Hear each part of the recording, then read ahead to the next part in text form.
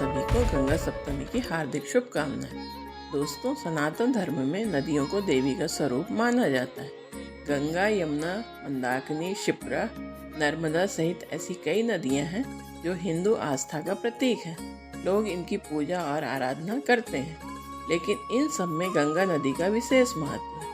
हर साल वैशाख शुक्ल पक्ष सप्तमी को गंगा सप्तमी का महापर्व मनाया जाता है। इस बार ये पर्व 27 अप्रैल को मनाया जाएगा। इस दिन ब्रह्मा जी के कमंडल से माँ गंगा का जन्म हुआ था। तो आइए, स्वागत है आपका हमारी YouTube चैनल धर्म और ज्ञान में।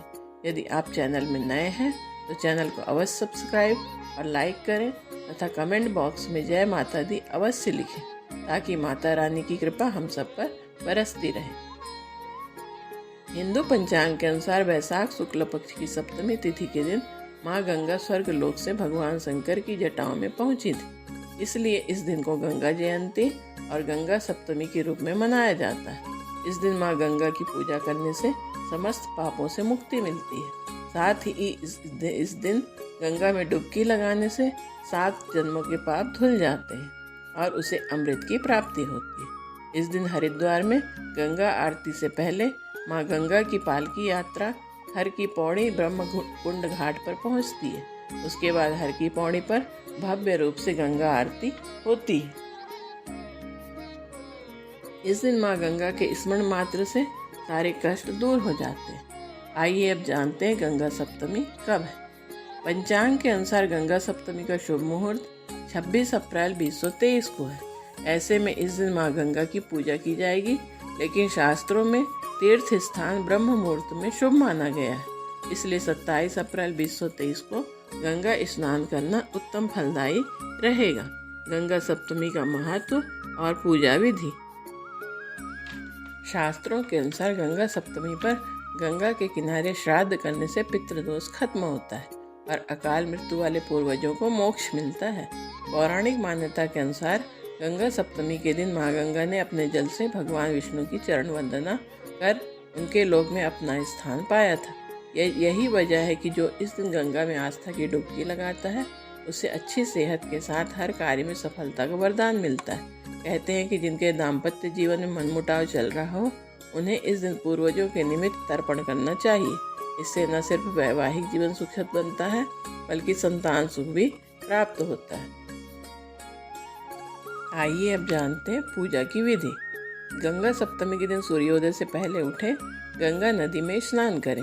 यदि आप गंगा नदी में स्नान करने में असमर्थ हैं, तो घर में ही स्नान करने के लिए जल में गंगा जल मिलाकर स्नान करना चाहिए। स्नान के बाद शुद्ध सफ़ेद वस्त्र पहने और शुद्ध आसन पर बैठकर गंगा सहस्त्र नाम स्तोत्र का पाठ करें।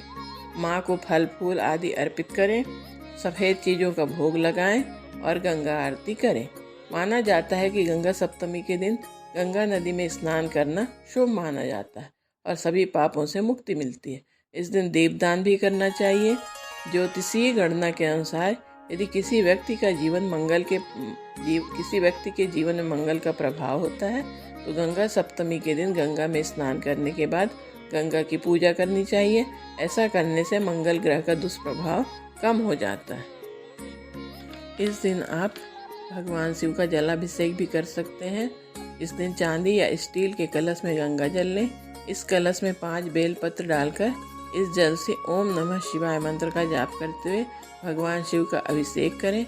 मान्यता के अनुसार ये उपाय करने से आपको सौभाग्य की प्राप्ति होगी।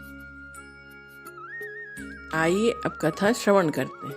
गंगा के जन्म से जुड़ी एक पौराणिक कथा है।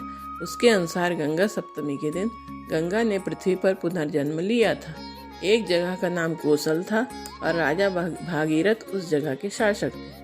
बहुत सारे व्यवधान हो रहे थे और राजा भागीरथ को बहुत सारी कठिनाइयों का सामना करना पड़ रहा था। उन्हें पता चला कि यह उनके मृत पूर्वजों के बुरे कर्मों और पाप पूर्ण कार्यों के परिणाम के कारण है।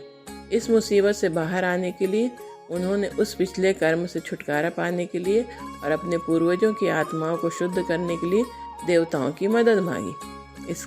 इसके लिए उन्हें पता चला कि केवल गंगा ही उसे पवित्र करने की शक्ति रखती है। भागीरथ ने बड़ी कठोर तपस्या की और आखिरकार युगों के बाद भगवान ब्रह्मा ने उन्हें आश्वासन दिया कि देवी गंगा पृथ्वी पर जन्म लेंगी और उनकी सहायता करेंगी। लेकिन फिर भी एक बड़ी दुविधा थी, क्योंकि गंगा का वेग इतना जबरदस्त था, यह पृथ्वी को पूरी तरह से नष्ट कर सकता है। भगवान ब्रह्मा ने भागीरथ को भगवान शिव से अपने बालों से नदी को छोड़ने का अनुरोध करने के लिए कहा, क्योंकि वही एकमात्र ऐसे व्यक्ति थे जो गंगा के प्रवाह को नियंत्रित कर सकते थे। भागीरथ की भक्ति और सच्ची तपस्या के कारण भगवान शिव सहमत हुए और इस तरह गंगा ने पृथ्वी पर पुनर्जन्म लिया और उस दिन को अब गंगा सप्तमी के रूप में माना जाता है। लेकिन उसके पारगमन के दौरान गंगा नदी ने ऋषि जह्नु के आश्रम को मिटा दिया। क्रोध में आकर ऋषि जह्नु ने गंगा का पूरा पानी पी लिया। फिर से भागीरथ ने ऋषि से विनती की और उन्हें सब कुछ समझाया।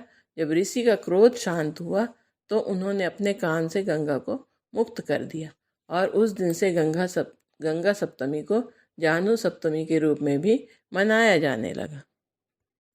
तो दोस्तों, इस प्रकार गंगा पूजन करके हम पुण्य प्राप्त कर सकते हैं। बोलो गंगा मैया की जय। हर हर महादेव।